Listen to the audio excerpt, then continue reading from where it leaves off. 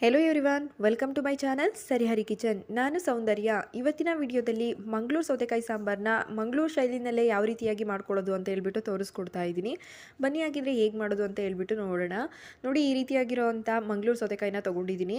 ಇದನ್ನು ಸಾಂಬಾರು ಸೌತೆಕಾಯಿ ಅಂತಲೂ ಕೂಡ ಕರೀತಾರೆ. ಇದನ್ನು ಈ ರೀತಿಯಾಗಿ ಕಟ್ ಮಾಡಿಕೊಂಡು ಬೇಯಲಿಕ್ಕೆ ಇಡಬೇಕಾಗುತ್ತೆ. ಒಂದು ಪಾತ್ರೆಗೆ ನಾವು ಕಟ್ ಮಾಡಿ ಇಟ್ಕೊಂಡಿರೋವಂಥ ಸೌತೆಕಾಯಿಗಳನ್ನ ಸೇರಿಸ್ಕೊಂಡು ಒಂದು ಸ್ವಲ್ಪ ನೀರು ಹಾಗೆ ಉಪ್ಪನ್ನ ಹಾಕ್ಕೊಂಡು ಇದನ್ನು ಬೇಯಲಿಕ್ಕೆ ಇಟ್ಕೊಳ್ಳೋಣ.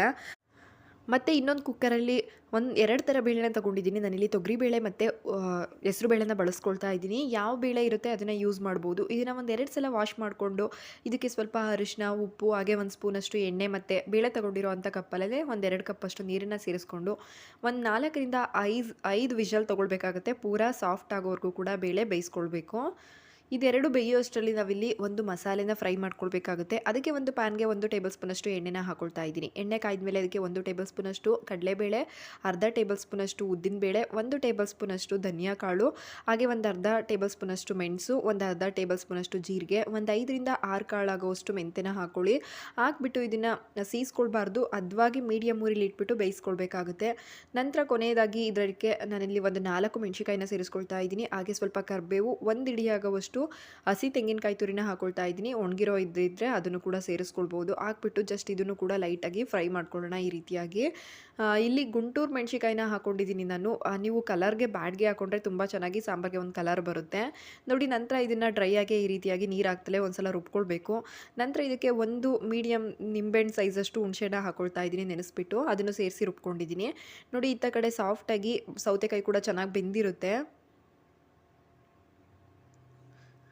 ಅರ್ಧಂಬರ್ಧ ಬೇಯಿಸ್ಕೊಳ್ಬಾರ್ದು, ಪೂರ್ತಿ ಸಾಫ್ಟ್ ಆಗೋವರೆಗೂ ಬಂದರೆ ಸಾಂಬಾರು ಕೂಡ ಟೇಸ್ಟ್ ಚೆನ್ನಾಗಿರುತ್ತೆ, ತಿನ್ನೋದಕ್ಕೂ ಕೂಡ ಚೆನ್ನಾಗಿರುತ್ತೆ ನೋಡಿ. ನಂತರ ಇದಕ್ಕೆ ಬೇಳೆನ ಸ್ವಲ್ಪ ಸ್ಮ್ಯಾಶ್ ಮಾಡಿಬಿಟ್ಟು ಸೇರಿಸ್ಕೊಳ್ಳೋಣ.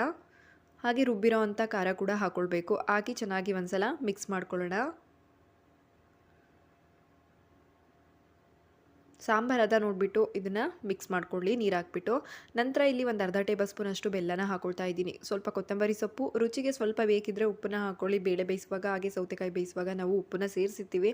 ಇಲ್ಲೂ ರುಚಿಗೆ ಎಷ್ಟು ಬೇಕು ನೋಡಿಬಿಟ್ಟು ನೀವು ಉಪ್ಪನ್ನು ಸೇರಿಸ್ಕೊಳ್ಬೇಕಾಗುತ್ತೆ. ಹಾಕಿ ನೀಟಾಗಿ ಮಿಕ್ಸ್ ಮಾಡಿಕೊಂಡು ಇದನ್ನು 10 ನಿಮಿಷ ನಾವು ಮೀಡಿಯಮ್ ಊರಿಲಿ ಇಟ್ಬಿಟ್ಟು ಕುದಿಸ್ಕೊಳ್ಬೇಕಾಗುತ್ತೆ ನೋಡಿ. ಇವಾಗ 10 ನಿಮಿಷ ಆಗಿದೆ, ಚೆನ್ನಾಗಿ ಸಾಂಬಾರು ಕುದ್ದಿದೆ.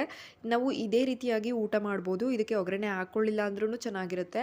ಆದರೆ ಸಿಂಪಲಾಗಿ ಒಂದು ಒಗ್ಗರಣೆ ಕೂಡ ಹಾಕ್ಕೊಳ್ತಾ ಇದ್ದೀನಿ. ಮತ್ತು ಅದೇ ಪ್ಯಾನ್ಗೆ 2 ಟೇಬಲ್ ಸ್ಪೂನಷ್ಟು ಎಣ್ಣೆ, ಅರ್ಧ ಟೇಬಲ್ ಸ್ಪೂನಷ್ಟು ಸಾಸಿವೆ, ಹಾಗೆ ಜೀರಿಗೆ ಮತ್ತು ಸ್ವಲ್ಪ ಹಿಂಗು ಕೂಡ ಹಾಕೊಳ್ತಾ ಇದ್ದೀನಿ. 2 ಒಣಗಿರೋ ಮೆಣಸಿಕಾಯಿ, ಸ್ವಲ್ಪ ಕರಿಬೇವಿನ ಸೊಪ್ಪು, ಇಷ್ಟನ್ನು ಹಾಕ್ಬಿಟ್ಟು ಲೈಟಾಗಿ ಫ್ರೈ ಮಾಡಿ ಇದನ್ನು ಸಾಂಬಾರೊಳಗೆ ಸೇರಿಸ್ಕೊಳ್ಬೇಕಾಗುತ್ತೆ ನೋಡಿ. ಒಗ್ಗರಣೆ ಹಾಕಿದ್ಮೇಲೆ ಜಾಸ್ತಿ ಹೊತ್ತು ಕುದಿಸೋದು ಬೇಡ, ಜಸ್ಟ್ ಮಿಕ್ಸ್ ಮಾಡಿ ಗ್ಯಾಸ್ ಫ್ಲೇಮ್ನ ಆಫ್ ಮಾಡಿಕೊಟ್ರೆ ಸಾಕು. ಸೂಪರಾಗಿರೋ ಅಂಥ ಮಂಗಳೂರು ಶೈಲಿಯಲ್ಲಿ ಮಂಗಳೂರು ಸೌತೆಕಾಯಿ ಸಾಂಬಾರನ್ನ ಹೇಗೆ ಮಾಡ್ಕೊಳ್ಳೋದು ಅಂತ ಹೇಳ್ಬಿಟ್ಟು ಇವತ್ತಿನ ವಿಡಿಯೋದಲ್ಲಿ ತೋರಿಸ್ಕೊಟ್ಟಿದ್ದೀನಿ. ಈ ವಿಡಿಯೋ ನಿಮ್ಗೆಲ್ಲರಿಗೂ ಇಷ್ಟ ಆಗಿದೆ ಅಂತ ಅಂದ್ಕೊಳ್ತೀನಿ. ಇಷ್ಟ ಆಗಿದ್ರೆ ಲೈಕ್, ಶೇರ್, ಕಮೆಂಟ್ ಮಾಡೋದ್ರ ಜೊತೆಗೆ ಇನ್ನೂ ಯಾರು ನನ್ನ ಚಾನಲ್ನ ಸಬ್ಸ್ಕ್ರೈಬ್ ಮಾಡದೇ ವಿಡಿಯೋ ನೋಡ್ತಾ ಇದ್ದೀರಾ ಪ್ಲೀಸ್ ಸಬ್ಸ್ಕ್ರೈಬ್ ಮಾಡ್ಕೊಳ್ಳಿ. Thank you for watching.